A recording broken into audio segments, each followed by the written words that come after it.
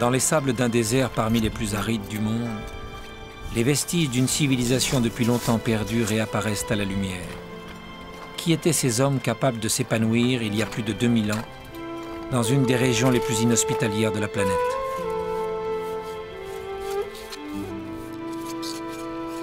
Quelle était donc cette civilisation, celle des Nazca, qui vivaient ici, en Amérique du Sud, au Pérou, sur cette bande côtière désertique coincée entre les Andes et le Pacifique, bousculée par les tremblements de terre et régulièrement inondée par les caprices de ses fleuves? Installé le long de quelques vallées fertiles, à quoi rêvait ce peuple de bâtisseurs, rapidement tombé dans l'oubli, à l'instar de sa capitale, la grande cité de Kawachi, aujourd'hui redécouverte?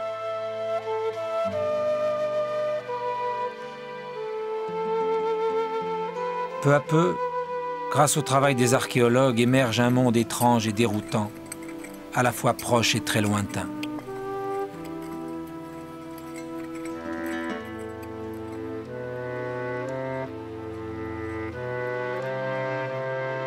Les découvertes les plus récentes permettent-elles de lever enfin le mystère de ces pistes tracées par les Nazca au milieu du désert?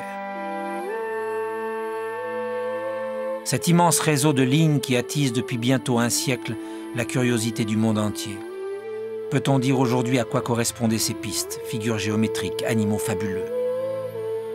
A-t-on percé le sens de ce fascinant rébus aux dimensions si colossales qu'il ne peut être observé que du ciel?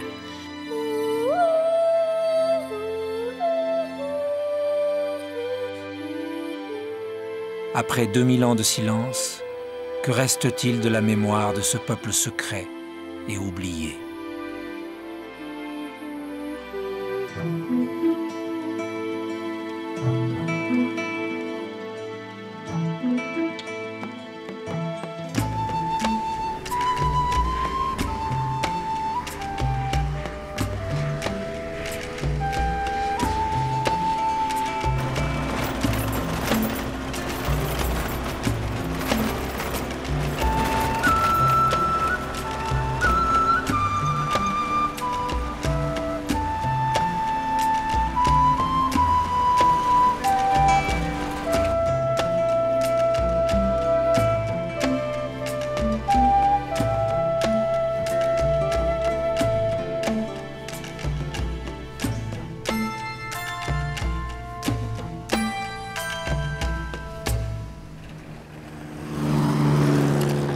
Au sud du Pérou, une piste poussiéreuse le long du rio Nazca, entre les Andes et le Pacifique. Directeur du Centre italien d'études et de recherche archéologiques précolombiennes, Giuseppe Orefici anime un ambitieux programme de fouilles, le projet Nazca. Depuis 17 ans, inlassablement, il explore les vestiges de la cité de Kawachi, l'ancienne capitale des Nazca. Le site est immense, 24 km². Fantomatique, voilé de sable et de dépôts alluvionnaires, Kawachi s'impose à tous ceux qui l'approchent par la force de son mystère.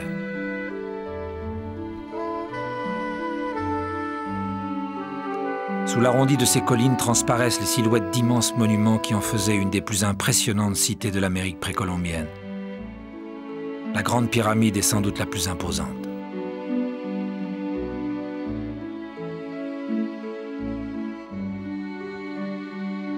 Là, le grand temple dont la structure en escalier descend en direction du fleuve. Entre ces édifices, des couloirs, des terrasses, des petites places. Sous les outils des archéologues, c'est toute une ville qui émerge peu à peu.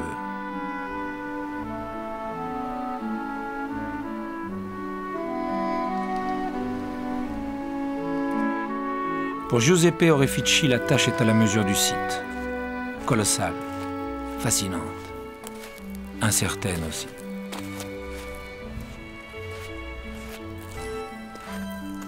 Pillé depuis des siècles par des chasseurs de trésors sans vergogne ni respect pour les innombrables sépultures ensevelies dans ce lieu jadis sacré, la mémoire de Kawachi serait-elle à jamais perdue?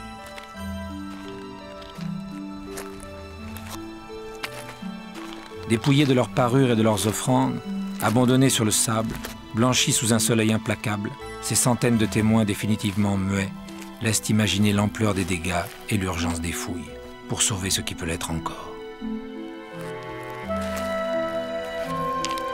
Parfois, face à certaines découvertes bouleversantes, la révolte de l'archéologue dépasse de loin les seules considérations scientifiques.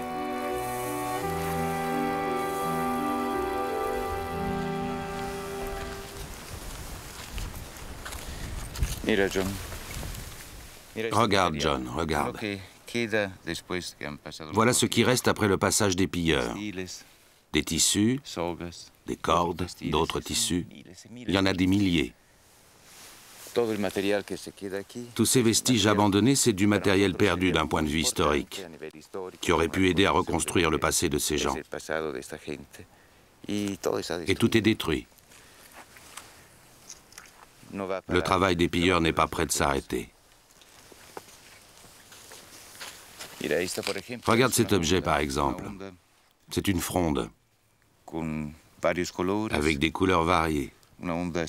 Une fronde de cérémonie, très belle. Elle n'a pas intéressé les pilleurs qui préfèrent la céramique et les beaux tissus très prisés par les collectionneurs internationaux. C'est tous les jours que des informations se perdent, tous les jours que disparaissent des pages d'histoire qui ne pourront jamais être réécrites. Heureusement, le site est si grand, si vaste que nous ne travaillons pas en vain à récupérer ce qui reste. Notre espoir, c'est de poursuivre notre travail et de sauver ainsi des pages et des pages de l'histoire des Nazca.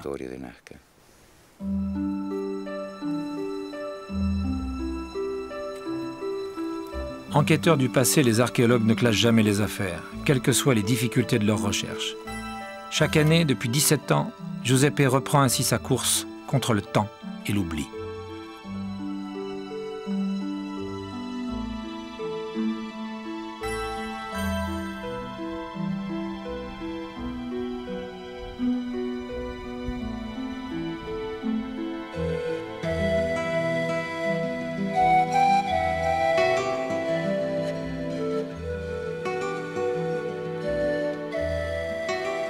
Le site est trop vaste pour être entièrement mis à nu. Saison après saison, la mémoire du lieu s'arrache par bribes. À quelques mètres du grand temple, un nouveau chantier a été ouvert, un nouveau lieu de sondage, choisi après étude des photographies aériennes. Sous la croûte de sable, la vieille cité apparaît très vite.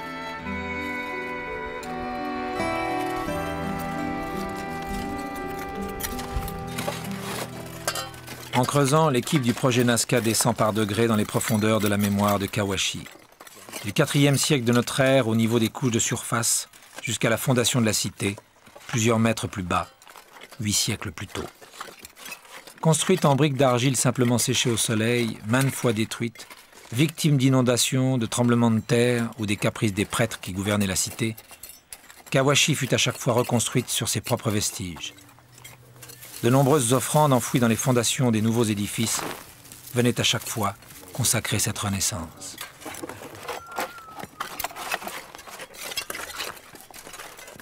Un monde étrange émerge ainsi peu à peu à la lumière. Une immense cité dominée par les prêtres, vouée au culte des dieux et aux cérémonies. Aucune trace d'activité quotidienne n'y a jamais été retrouvée.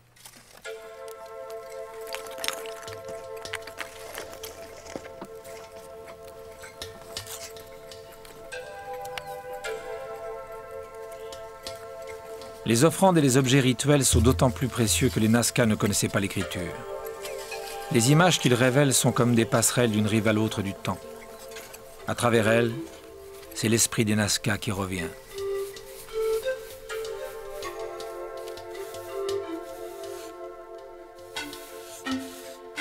À la fin de chaque journée de fouille, les objets sont rapportés au laboratoire de Nazca, à quelques kilomètres du site. Après 17 années de travail, la collection de céramique réunie par l'équipe de Giuseppe Orefici constitue un extraordinaire inventaire de la culture des Nazca.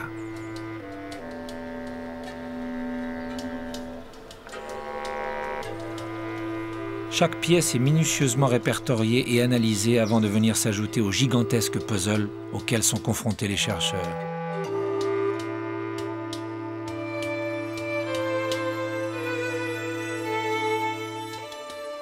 À la manière impressionniste, s'esquisse ainsi le portrait de ce peuple, au visage encore très mystérieux.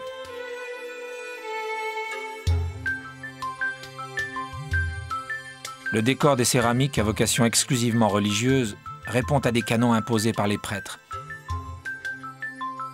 Par exemple, l'harmonie des motifs iconographiques est systématiquement brisée. Dans un monde soumis à ces dieux, la perfection leur est-elle réservée?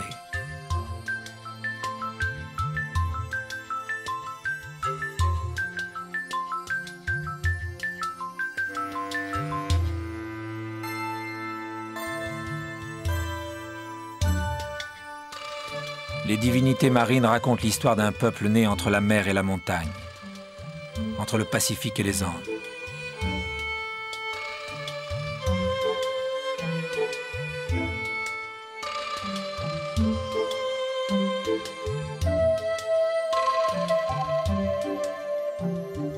Au panthéon Nazca rivalisent toutes sortes de divinités. L'orque marine, le félin, le serpent, l'oiseau, le lézard.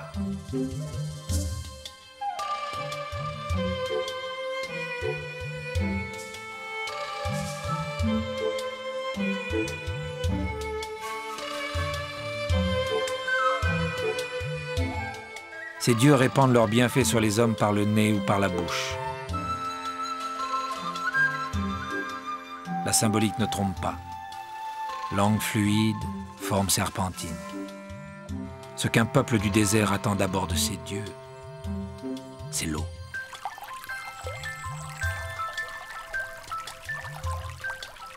Le Rio Grande et ses affluents sont un peu le Nil des Nazca. Hormis quelques rares précipitations aux conséquences régulièrement catastrophiques, la sécheresse ici est la règle et l'irrigation une nécessité. Aujourd'hui encore, ces systèmes d'irrigation qu'ils surent inventer témoignent de leur talent de bâtisseurs et de leur génie technologique. Faciles d'accès pour permettre le nettoyage, ils ont survécu à l'usure des siècles et sont toujours utilisés par la population locale. Tout comme le réseau de canaux et de galeries filtrantes, les puquios, destinés au recueil des eaux souterraines venues des Andes. Sans égal en Amérique précolombienne, ce réseau irrigue encore l'ensemble de la région.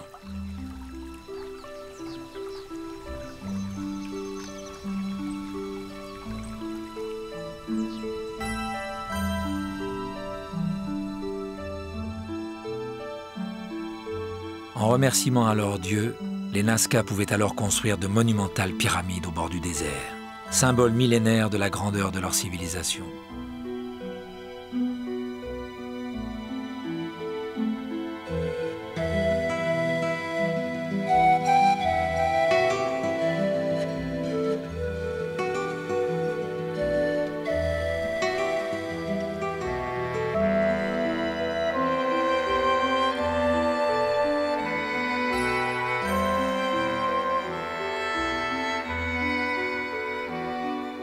Au camp de base, comme chaque semaine, Giuseppe Orefici réunit son équipe.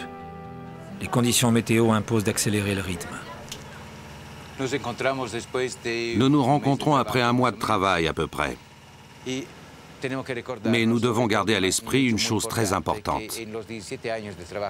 C'est qu'après 17 années de fouilles ici à Cahuachi, les 71 chantiers que nous avons ouverts ne représentent que 1% de l'ensemble du site. Alors parler de Cahuachi, même après 17 ans de travail, reste très difficile. Les conditions climatiques et l'effet d'El Niño se sont fait beaucoup ressentir l'an passé et cette année. Et nous ne savons pas ce qu'il en sera le mois prochain. Par conséquent, j'espère que vous comprendrez tous l'effort que nous devons fournir pour terminer le plus rapidement possible, avec les meilleurs résultats possibles, le travail de cette année. Voilà, c'est tout. Un grand merci à tous et bon courage.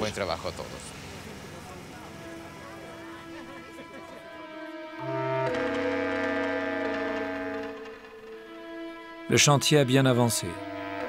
Une large zone a été dégagée pour permettre une étude topographique des lieux. Peu à peu, le plan de la vieille cité s'enrichit de nouvelles parcelles.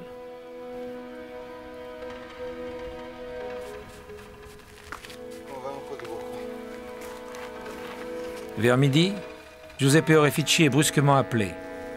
Dans le secteur Y16, une sorte de puits, peut-être une tombe, a été ouvert.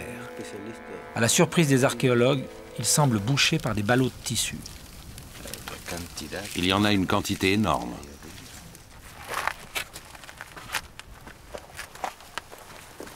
La tension monte rapidement. Le puits contient encore plus de tissus qu'on ne l'imaginait au premier coup d'œil. Apparemment, de très grande qualité archéologique.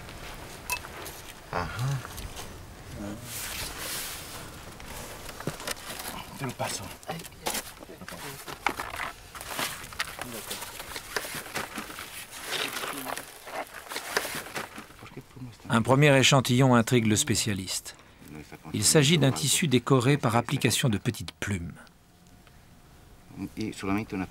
Il semble avoir été découpé, il est noirci, mais n'a pas été brûlé. Ce n'est probablement pas une tombe. S'il y en a une, elle est plus bas.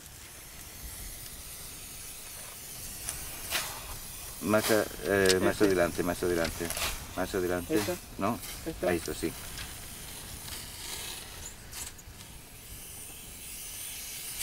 Sí, sí.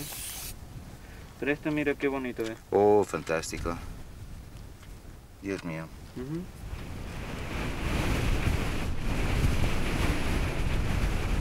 En milieu d'après-midi, le vent se lève brusquement. Le travail doit pourtant être achevé.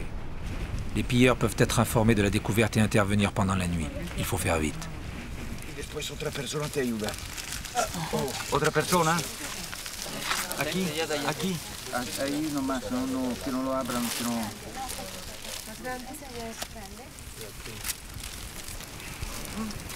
Esto tiene algo dentro. Sí, sí, sí. Abre.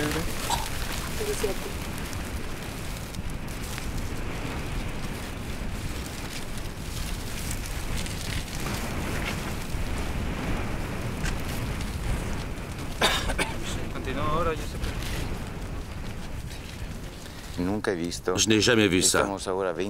Nous en sommes à 28 pièces de tissu et c'est seulement la première partie de l'ensemble. Maintenant, nous attaquons la deuxième partie. Tous ces tissus ont appartenu à des personnes de haut rang. Ils sont décorés de divinités et surtout de dessins ornithomorphiques, c'est-à-dire des oiseaux peints. Au total, c'est 63 ballots de tissu que rapporteront les archéologues ce soir-là. C'est la première fois que des tissus peints sont découverts in situ. Mais pourquoi des tissus anciens se trouvaient-ils enfouis dans une couche archéologique correspondant à la fin de l'histoire des Nazca? Pourquoi des tissus d'époques différentes se trouvaient-ils enterrés ensemble? L'analyse de ces tissus demandera des mois de travail.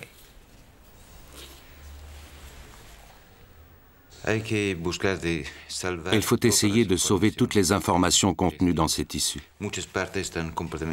De nombreuses pièces sont noircies par la matière organique que l'on retrouve à l'intérieur, et surtout par l'humidité à laquelle elles ont été soumises.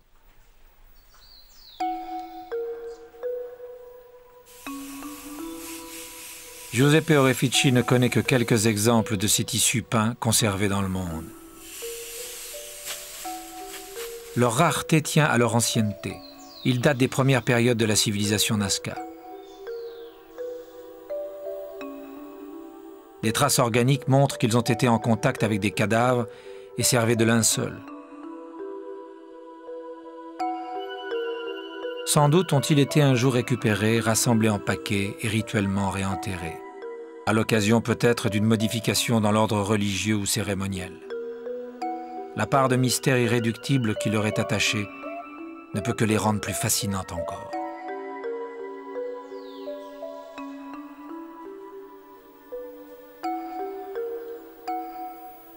Ces tissus rejoindront bientôt la collection du laboratoire musée dont Giuseppe Orefici nous ouvre pour la première fois la porte.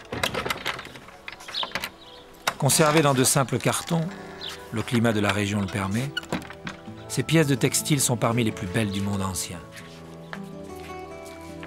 À des siècles de distance, l'art des Nazca, cette habileté dans la fabrication des fils de coton ou de laine de lama et d'alpaga, cette extraordinaire variété des couleurs et des points de broderie, éclate comme au premier jour sous le soleil péruvien.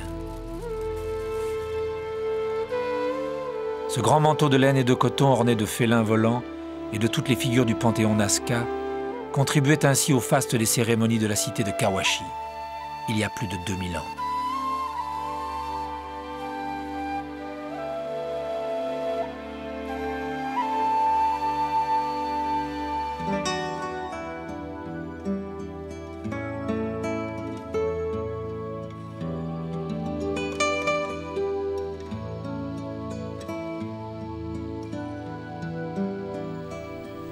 Plus ancien encore, ce drap funéraire formé de 7 bandeaux et de carrés cousus entre eux recouvrait la sépulture d'une femme morte 350 années avant le début de notre ère.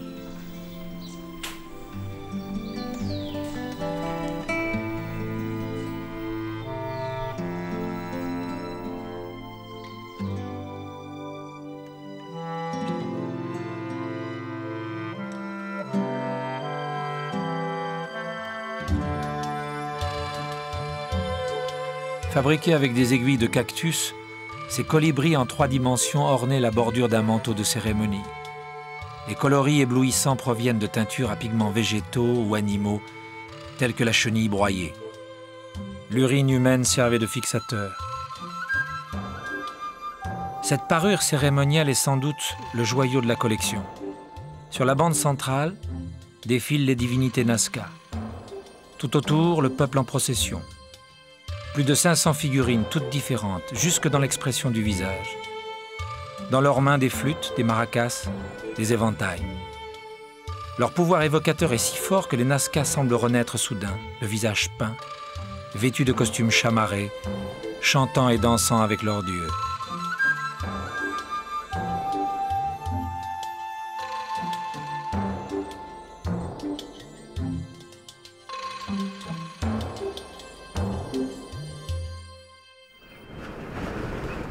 Quinze jours plus tard, le travail à nouveau s'est interrompu. Le vent du désert, soulevant la poussière brûlante, empêche toute activité.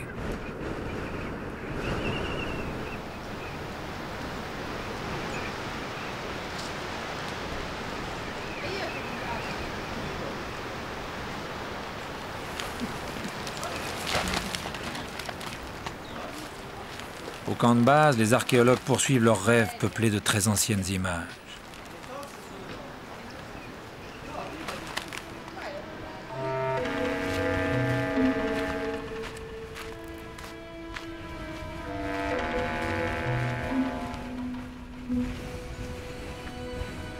Désertée, la grande cité de Kawachi se replie sous sa vieille couverture de sable et d'argile. Il y a 1700 ans, après 6 siècles de domination sans partage, la capitale religieuse des Nazca sombrait brutalement dans l'oubli, comme enterrée vivante.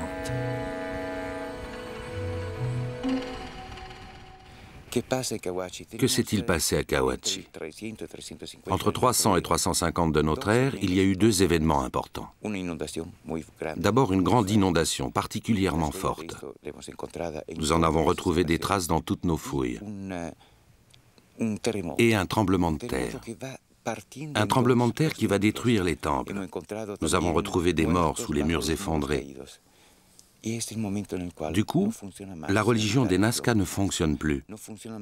Les dieux et le centre cérémoniel ne fonctionnent plus. C'est le moment de l'abandon. Mais avant de partir, puisque tout est rituel, tout est religion dans leur culture, les Nazca enterrent entièrement les ruines en les remblayant. Observez les vestiges sur les parties les plus hautes du site. Vous verrez qu'ils sont recouverts d'une couche d'argile, apportée par les hommes au sommet du remblai. Et c'est ce qui en fait un lieu sacré. Tout, absolument tout ce qui se trouve sous nos pieds, a été recouvert par les hommes eux-mêmes. Il y a 1700 ans disparaissait ainsi, pour des siècles d'oubli, la gigantesque cité de Kawachi, enterrée par ceux-là même qui l'avaient fondée. Les Nazca, quant à eux, ne survivront que 2 ou 3 siècles à leur capitale, avant leur assimilation à la culture Wari, un peuple venu des Andes avec lequel ils avaient toujours eu des échanges. Les Wari domineront le Pérou tout entier. Plus tard encore, viendra l'Empire Inca. À ce moment, le nom même des Nazca aura disparu.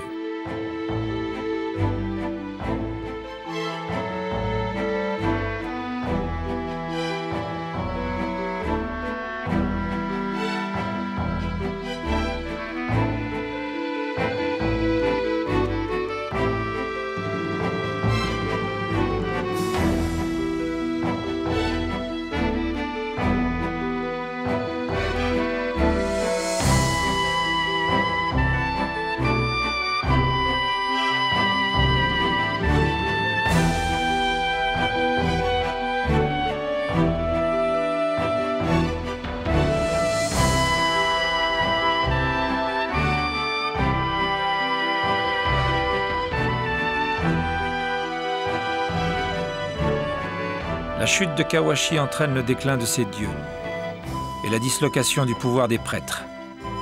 Alors que s'installe un régime féodal, sur les céramiques apparaît le visage des hommes. Dans la conscience Nazca, l'homme se libère et vient conquérir une place centrale.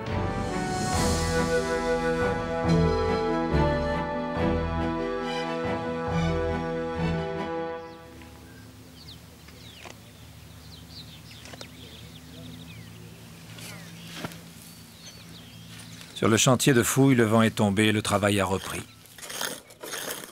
Dans une de ces couches intermédiaires entre deux phases de l'histoire de Kawashi, les archéologues ont dégagé une momie de jeune lama. L'animal a été sacrifié.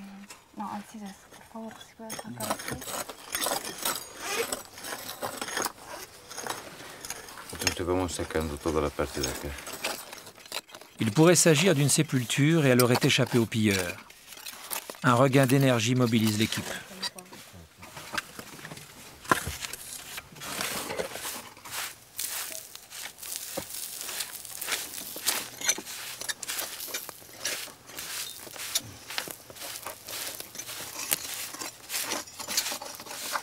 Une série de poteries renversées sont bientôt mises à jour, révélant des tombes. Ces poteries servaient en effet de couvercle au puits funéraire dans lequel étaient enterrés les morts.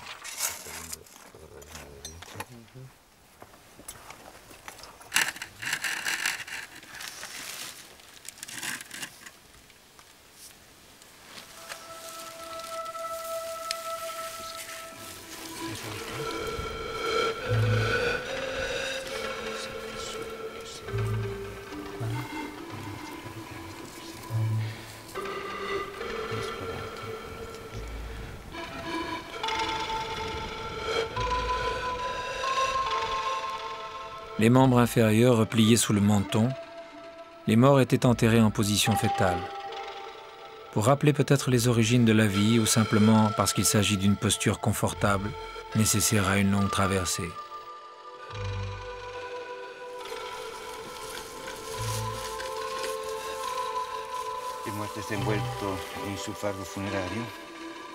Une deuxième tombe révèle une momie recouverte de son linceul. Les archéologues tentent de la dégager. Malheureusement, plus de 15 siècles d'attente et d'immobilité rendent la manœuvre risquée.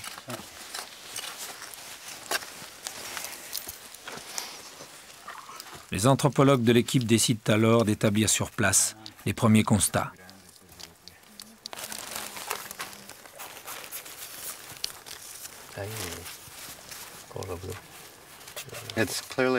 Pour le docteur Brian Harrison de l'Université de l'Oregon, il s'agit clairement du squelette d'une jeune femme. On le voit à la forme du pelvis. C'est une adulte, mais elle n'est pas très âgée. Il n'y a pas de traces d'arthrite sur les articulations. L'excellente conservation des tissus organiques rend ce site exceptionnel. Les cheveux sont en parfait état. Tout cela va permettre de tirer de nombreuses informations sur la population qui vivait ici il y a plus d'1 millier d'années. L'aspect de ses dents montre qu'elle était en bonne santé. Il n'y a pas de stries, l'émail est très bon. Oui, c'était une jeune femme en bonne condition physique, elle devait avoir 20 à 25 ans. Et Nazca était très trapu, les cheveux longs et noirs, musclés parce qu'il travaillait dur. Il paraît clair aussi à l'examen des squelettes et des dents qu'ils étaient en général en bonne santé. Ils ne portent aucune marque de coup. Il n'y avait pas de guerre ici.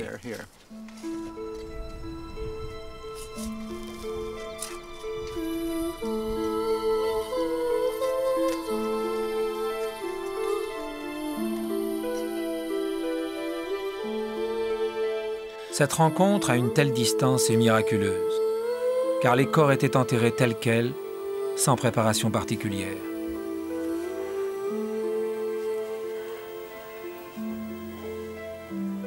Seule une sorte de momification naturelle a pu les conserver ainsi. Elle est l'œuvre des sables de la région, riches en sel et en nitrate, exempts d'humidité. La prodigieuse mémoire minérale de Kawashi est une mine d'informations pour l'anthropologue.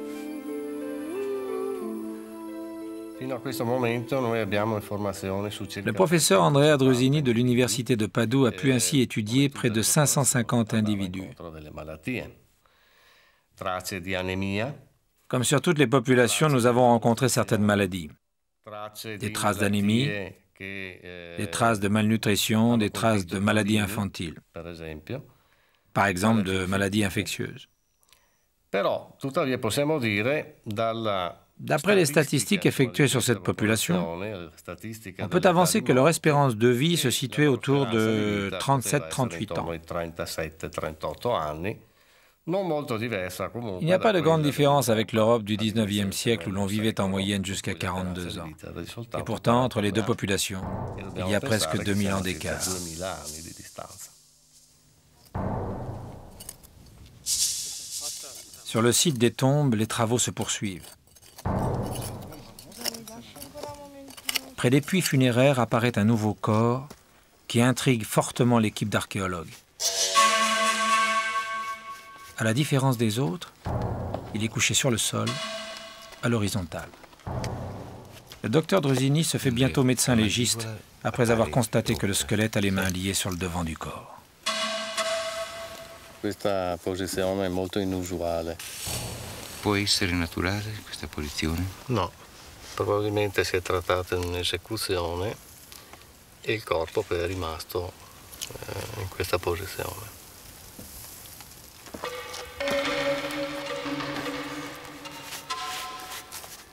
Ripiegata sotto la pancia. È molto strana questa.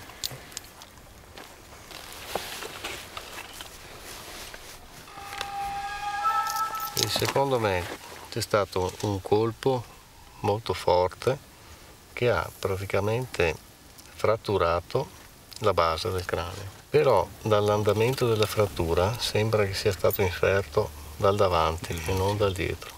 Come quando è appoggiata la testa, capisci? Il collo si arqua. Ma non è fuori del suo posto? No, no. Frattura ben grande. Beh, Giuseppe è stato un colpo proprio nella zona proprio del frontale. Il colpo secco proprio qua. Che ha fracassato completamente la parte... Il setto nasale, il maxillofacciale, naso. Che ha fracassato proprio completamente la faccia. Lo copriva completamente.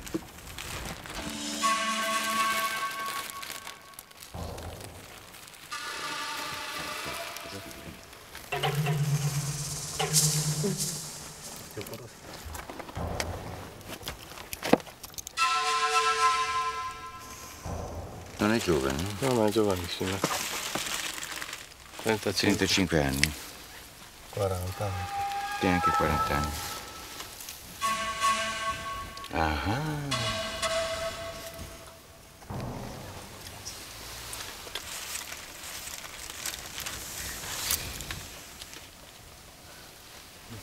Coprolito. Coprolito in bocca. Coprolito in bocca.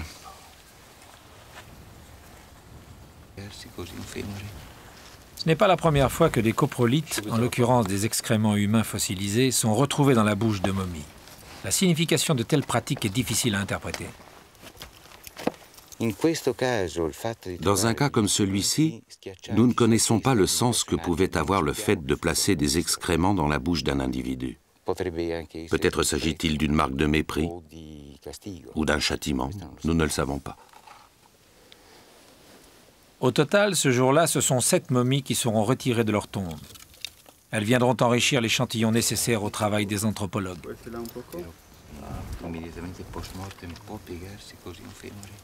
Certaines de leurs découvertes nous font pénétrer dans un univers étrange, fascinant et repoussant à la fois, un autre monde. Plus de 90% des crânes étudiés par le professeur Drusini sont ainsi artificiellement déformés.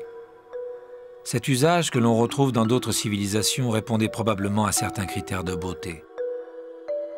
Les nouveau-nés étaient soumis pendant 1 an à la pression de déformateurs en cuir de lama. Cet appareil forçait le crâne encore souple du bébé à orienter sa croissance vers le haut.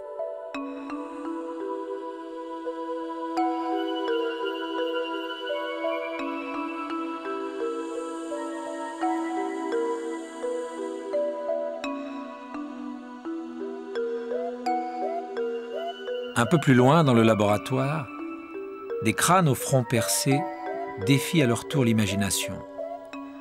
Des crânes d'hommes, mais aussi de femmes et d'enfants. Il ne s'agit donc pas d'un rite guerrier. Une corde passée par le trou, retenue à l'intérieur du crâne par un morceau de bois, permettait le transport ou la suspension de la tête. Tête offrande d'une personne sacrifiée, tête trophée, symbole de pouvoir. Parfois, la bouche est fermée par une aiguille de bois ou de cactus.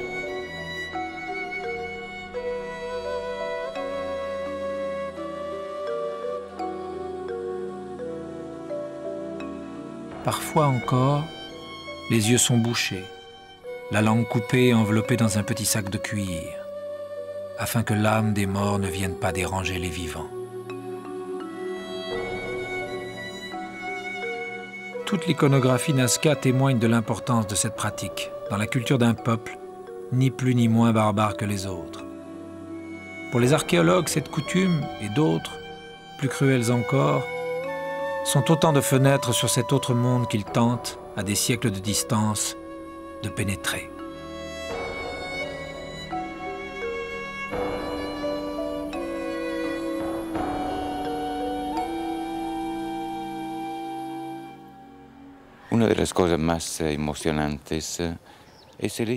Une des choses les plus émouvantes pour nous est sans doute d'appréhender peu à peu, à travers les rites, à travers ce qui reste de la vie cérémonielle de Cahuachi, ce que fut l'âme des Nazca. Un système de pensée avant tout rituel, une conscience profondément liée au passé, un passé omniprésent dans la vie des Nazca, comme si sans passé, il ne pouvait y avoir ni présent ni futur. Au bout de leur voyage millénaire, les messagers Nazca s'acquittent ainsi de leur mission. Au malaise diffus qu'ils inspiraient à la première rencontre, succède le sentiment d'une étonnante présence.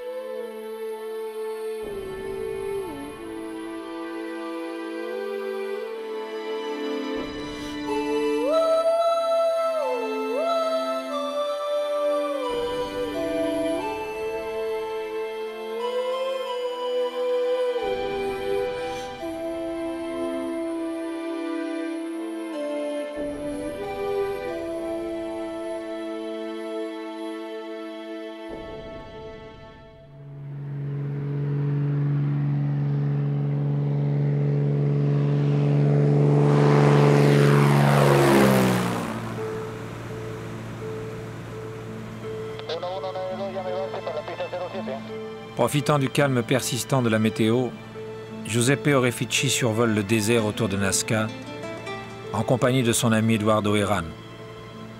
Ce pilote chevronné a découvert plus de 350 de ces géoglyphes qui ont suscité tant de curiosité dans le monde entier. À ce stade de l'enquête, la connaissance acquise sur les Nazca permet-elle de résoudre ce qui demeure la plus grande énigme laissée par ce peuple?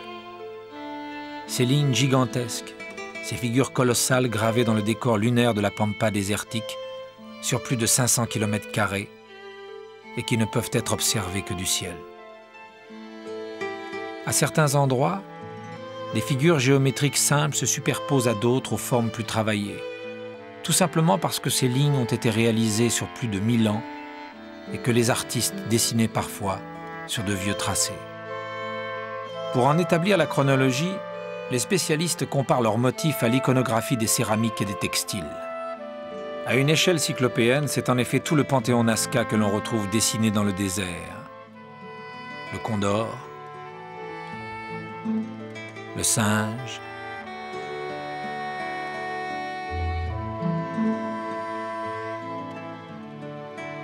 le colibri.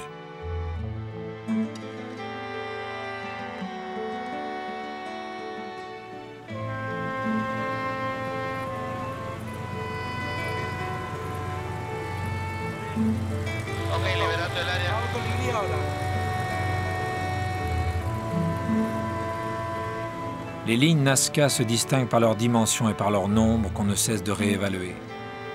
Ce jour-là, Eduardo montre à son ami celle qu'il a découverte il y a quelques mois.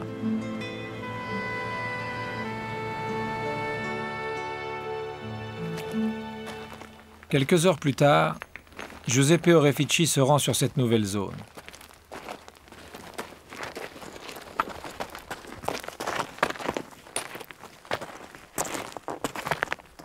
Après 2000 ans de solitude, les lignes tracées à même le sol apparaissent intactes.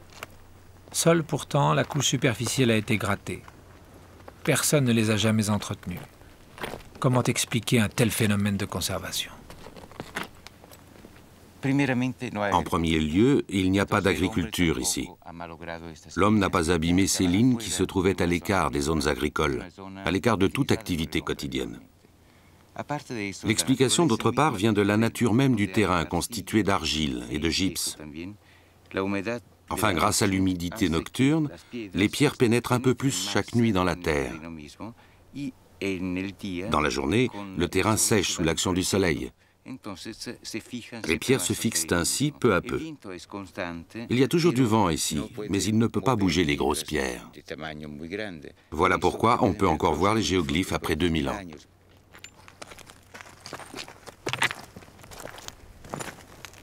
Avec précaution, l'exploration se poursuit en suivant le tracé énigmatique d'une ligne qui semble se perdre à l'infini.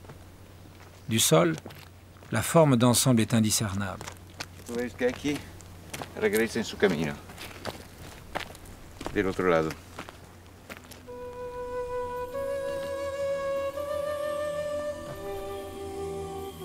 Tourné vers le ciel, ce qu'expriment ces dessins de géants, c'est la vision des dieux.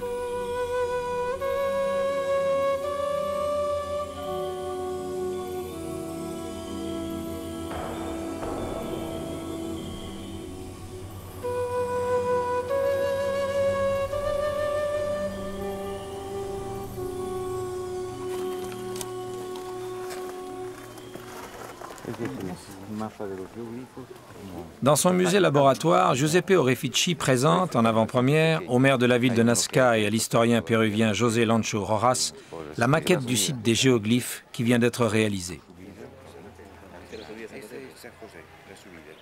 Inévitablement, la conversation roule sur le sens et la fonction des fameuses lignes.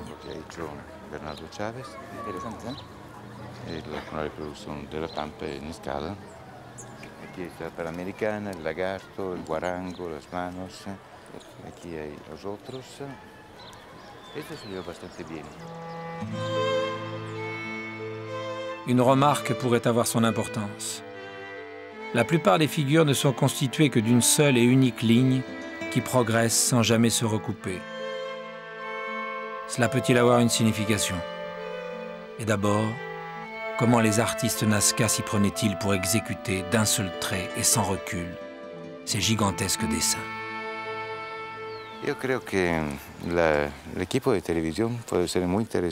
Je crois que l'équipe de télévision souhaiterait réaliser une réplique des géoglyphes en dimension réelle et sur le terrain. Enfin, pas sur le site archéologique, évidemment. Qu'en penses-tu? L'idée du professeur Lancho est simple. Avec l'aide de quelques assistants et d'outils rudimentaires, l'historien se propose de reporter à grande échelle et sur le sol du désert un dessin préalablement tracé sur papier. Ya, ahí muere. Ya, ok. Sí, perdón.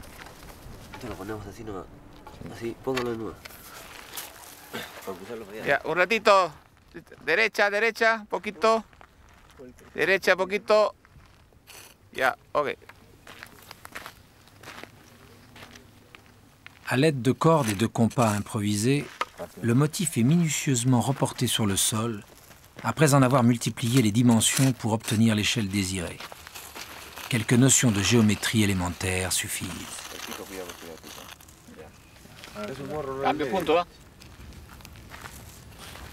Il y a 2000 ans, l'agrandissement d'un tel dessin ne devait pas poser plus de problèmes aux tisserands, aux bâtisseurs des monuments et des aqueducs Nazca qu'à l'équipe du professeur Lancho. Sobre la línea. Tiembla más, José Luis, tiembla más. La piedra está malogrando acá.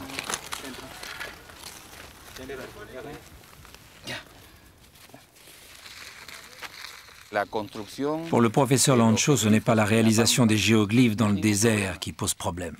Le mystère est plutôt de savoir pourquoi leurs auteurs les ont construits. À certaines dates importantes, les familles se rendaient sur la Pampa pour prendre part à des cérémonies organisées sur les géoglyphes, comme une offrande aux dieux qui se trouvaient au firmament.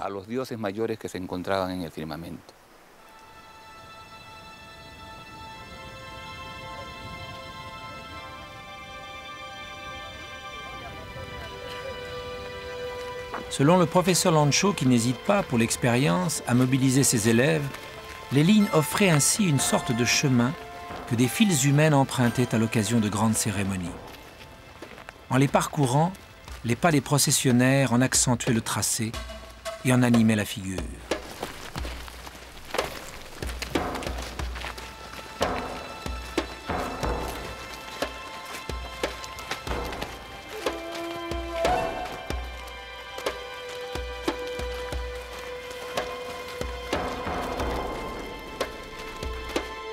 Icône vivante à la démesure du site, les lignes de Nazca célébraient ainsi les noces d'un peuple avec ses dieux.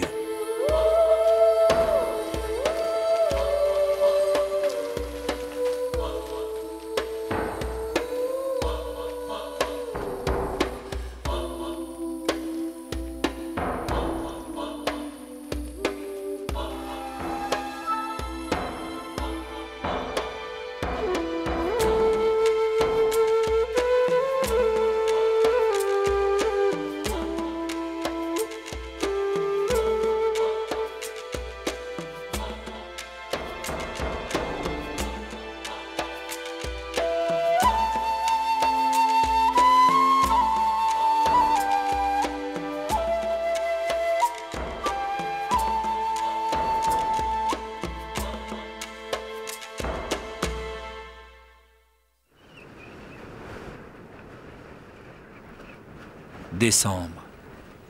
Une nouvelle saison s'achève après 2 mois de fouilles. 2 mois d'efforts pour quelques bribes de mémoire. Quelques pièces de puzzle de plus, arrachées à la terre de Kawachi. Sous le soleil brûlant, les ruines mises à nu commencent lentement à s'effriter. Éphémère et fragile, Kawachi doit être protégé. Nos empezamos con la parte de abajo y después la parte de arriba más tarde.